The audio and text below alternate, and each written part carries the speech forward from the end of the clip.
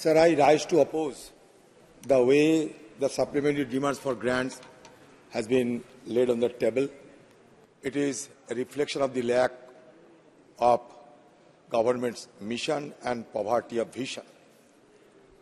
Sir, in the supplementary demands for grants, it contains 79 demands and 4 appropriations, gross additional expenditure rupees 129,348.85 crore, net cash outgo 58,378.21 crore, savings received recoveries 70968 crore. Sir, the issue is that सुबह से शाम तक सदन में हम ये सुनते आ रहे हैं कि मोदी की गारंटी, ये नया नारा अभी शुरू हो गए हैं।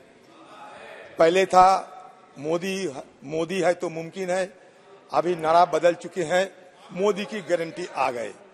तो ये नारे की सरकार आम लोगों के लिए, इन लोगों की चिंता करने की नहीं है कोई दरकार।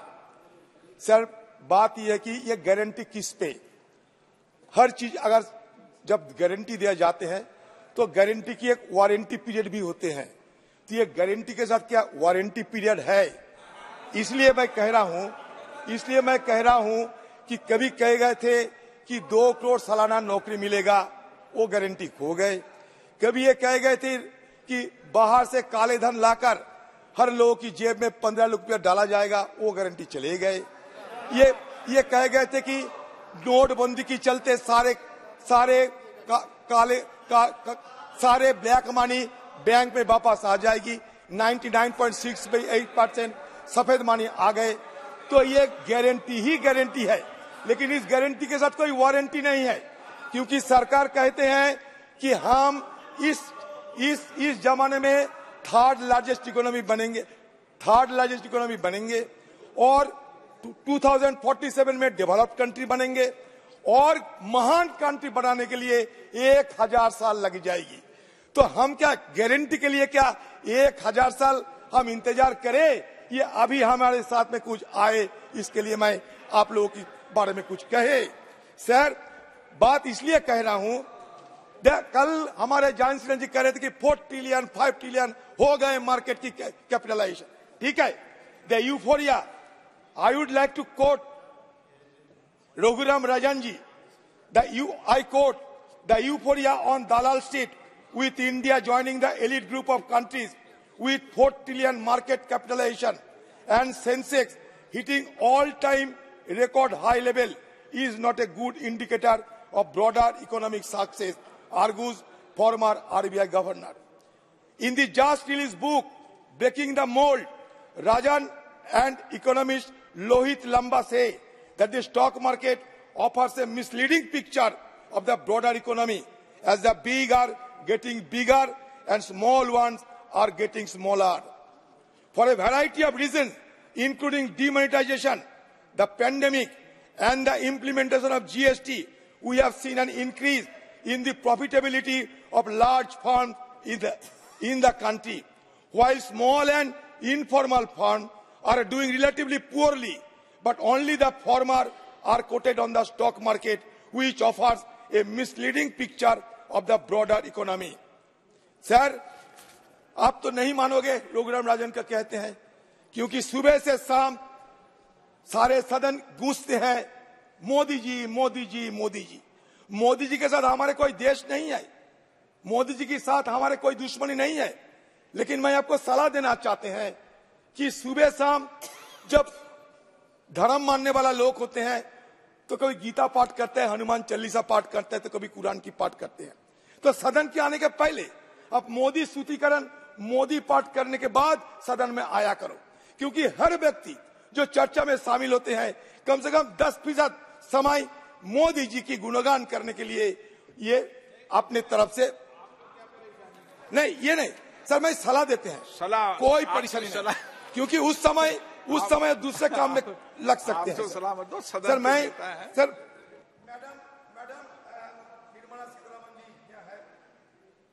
I would like to draw your attention on a very pertinent issue. One of the main aims of awarding contracts to the MSME sector through the MSME portal is to ostensibly to promote small enterprises, for bringing about transparency in tendering process and to meet the ends of Atmanirbhar Bharat. As per the system currently being followed, small enterprises which bid for and secure contracts through the GeM portal have to pay a fee of 0.5% of the contracted amount.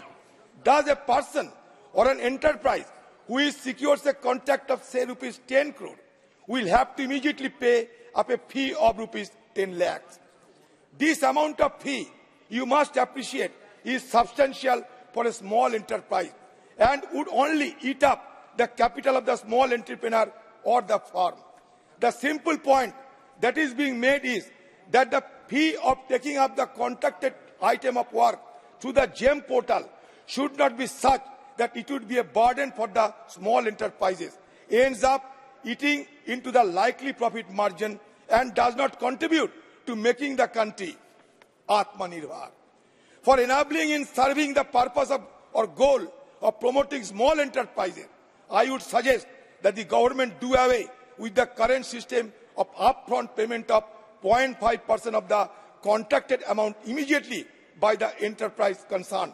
Instead, a more viable and objective method of charging fees for the contracted amount on the portal could be introduced by way of having a graded or slab-wise system of fees prescribed starting from a contract amount of rupees 50 crore.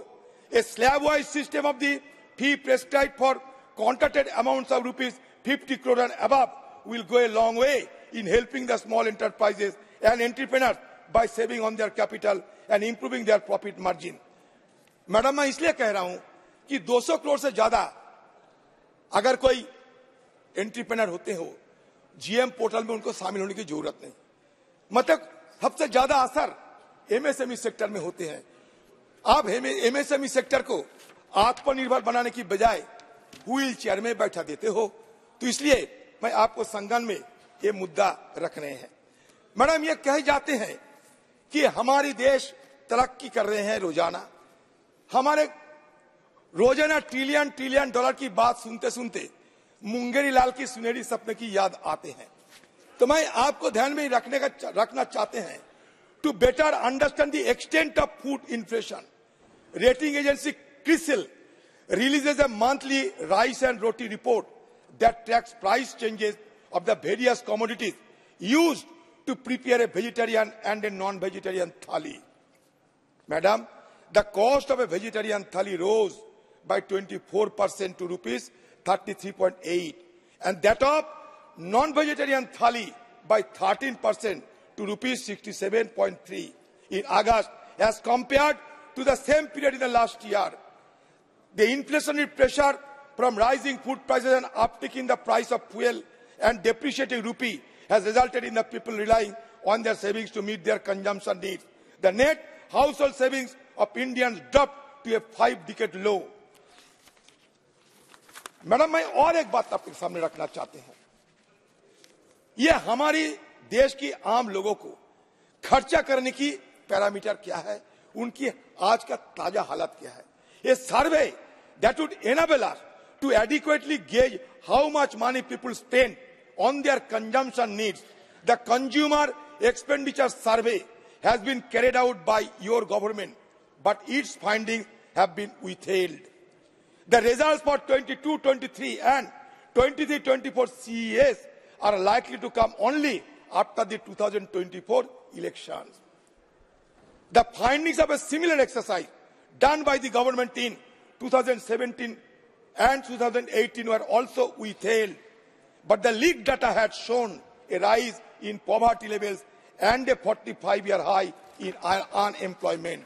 I do not know whether Madam will be subscribing to my view or not, but the issue is, एक छोटी सी बात आपको कहना चाहती हूं madam, अगर सब कुछ ठीक ठाक चलता है, मोदी की विकसित गाड़ी चलते हैं और काफी रफ्तार चलते हैं आप लोगों की कहने के मुताबिक, तो आपको 5 साल की मुफ्त रेशन की गारंटी देने की क्या जरूरत होती है? अब बताइए, क्या जरूरत होते हैं? अगर सब कुछ ठीक ठाक चलते हैं तो ये इतने सारे रेबड़ी की बात जो कह रहे थे, वो रेबड़ी के लिए हमारे देश के प्रधानमंत्री क्यों बेचैन रहते हैं? क्योंकि वो खुद रेबड़ी देने में आज काफी अग्रसर हो चुके हैं। तो मैडम, ये दो चार बात आपको कहना चाहते हैं कि आप देखिए, आज ग्लोबल हंगर इंडेक्स में हमारा रैंक क्या है? 111 out of 125 countries. What does it indicate? The per capita income vis-a-vis GDP now is 138 in the world. 2023 trade deficit hit a record high of USD 31.46 billion. That means our economy is besmirched is beleaguered by high inflation, unstable rupee, and current account deficit. Normal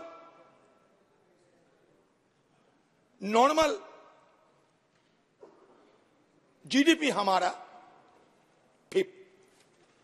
PPP में third, मैं मानता हूं, लेकिन हमारा देश की per capita income आप देखिए, नॉमिनल में 2612, जब PPP होते हैं 9183 होते हैं। तो इसलिए मैं ये कहना चाहते हैं कि आम लोगों को गुमराह करना कोई सरकार की काम नहीं हो सकता। तो इसलिए सरकार इससे बाज रहे। रोजाना लोगों को GDP की कहानी सुनाए जाते हैं, लेकिन लोगों की जेब की हालत क्या है, लोगों की घर की हालत क्या है, लोगों की पेट पालने के लिए क्या क्या करना पड़ते हैं, इसके लिए आपको सही कोई दिशा दिखाने में आप विफल रही है। आप कहते हैं कि हमारा economy 5th largest in the world हो गए और 3rd लार्जेस्ट होने जा रहे हैं, लेकिन आप गौर करें madam, India's GDP data has huge errors. Since 2016-17, when demonetization was announced, the unorganized sector has been on the decline, but the official data does not capture it. The organized sector is taken to be a proxy of the non-agriculture unorganized sector. आपने क्या किया? Crony capitalism को मदद किया, और crony capitalism की मदद के चलते हमारा देश से अभी पलायन होते जा रहे हैं। मैं आपसे पूछना चाहते हैं मैडम, सही ढंग से अगर जवाब आप दोगे तो, ये क्रोनी कैपिटलिज्म के लिए flight of entrepreneurs, flight of capital हमारा देश में शुरू हो चुके हैं। The resulting damage to the business environment has led to tens of thousands of high net worth Indians living India since 2014 and lakhs have given up Indian citizenship recently. सही है नहीं, आप बताइए। आपसे मैं जानकारी लेना चाहते हैं कि फ्लाइट ऑफ कैपिटल होता है या नहीं, और हमारा देश में multi dimensional poverty NITI Aayog का कहना है कि मल्टी डायमेंशनल पॉवर्टी अभी 4.96% हो गए। Recently released multi dimensional poverty index by UNDP put the figure at 16.4%. ये क्या दर्शाता है? हम जो भी बात करें, there is a seamy side behind all the hue and cry, behind all the high octane propaganda by this government. अपने ये सप्लीमेंट्री डिमांड फॉर ग्रांट्स लाए, इसमें एग्रीकल्चर, इसमें केमिकल एंड फर्टिलाइजर कंपनी को, और इसमें सब्सिडी आप न्यूटन बेस्ड सब्सिडी देने को कह रहे हैं। आपको इतना दिन तक याद नहीं है, लेकिन अभी government DFG probably under estimate the actual cost of the subsidy to the exchequer. मैं ये कहना चाहते हैं कि हमारे प्रधानमंत्री जी, ये सरकार ऑर्गेनिक फर्टिलाइजर और बायोकेमिकल फर्टिलाइजर की बात करते हैं। आप सालाना फर्टिलाइजर में सब्सिडी लगभग 1,75,000 करोड़ दे रहे हैं। उसमें हमारा ऑर्गेनिक और फर्टिलाइजर की हिस्सा क्या है? हमारे ऑर्गेनिक और फर्टिलाइजर की हिस्सा क्या है? हमारे जमीन खराब होते जा रहे हैं, हमारे जमीन में माइक्रोन्यूट्रिएंट, मैक्रोन्यूट्रिएंट ये खत्म होते जा रहे हैं। इसलिए ऑर्गेनिक और बायो फर्टिलाइजर की जरूरत है। लेकिन बाजार में ये जब ऑर्गेनिक और बायो फर्टिलाइजर मिलते हैं, वो ज्यादा से ज्यादा नकली फर्जी मिलते हैं, लेबोरेटरी नहीं है।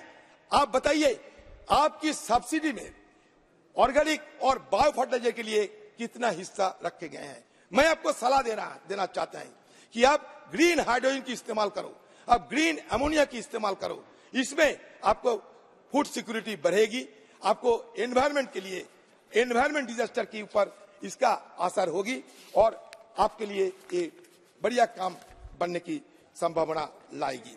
सर, इसलिए मैं ये कहना चाहते हैं सर, हो गया सर, इसलिए मैं ये कहना चाहते हैं सर कि ये क्रोनी कैपिटलिज्म की असर क्या होते हैं मैं दिखाना चाहते हैं सर।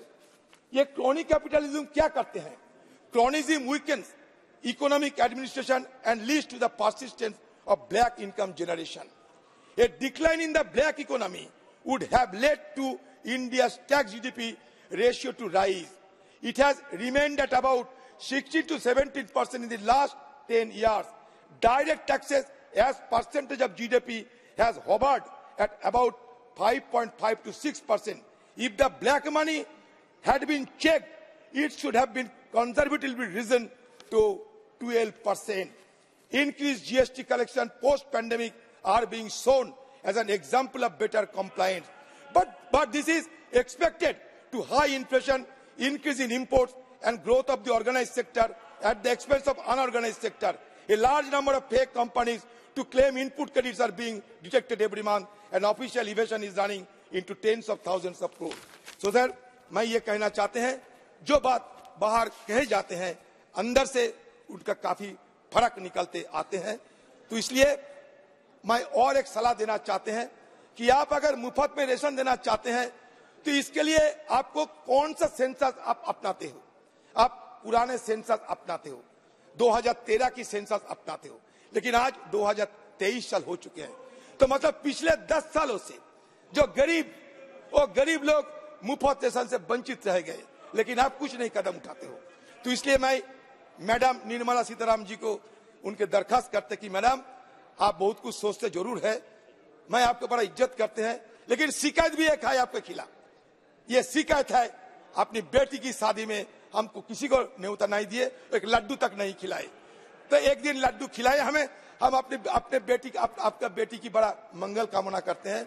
सर इसलिए मैं चाहता हूं कि हम जो बात उठे हैं मैडम इसमें थोड़ा एनलाइटन करे और सही दिशा से देश की इकोनॉमी को आगे ले जाने के लिए मैडम की सोच यहाँ रखे। नमस्कार।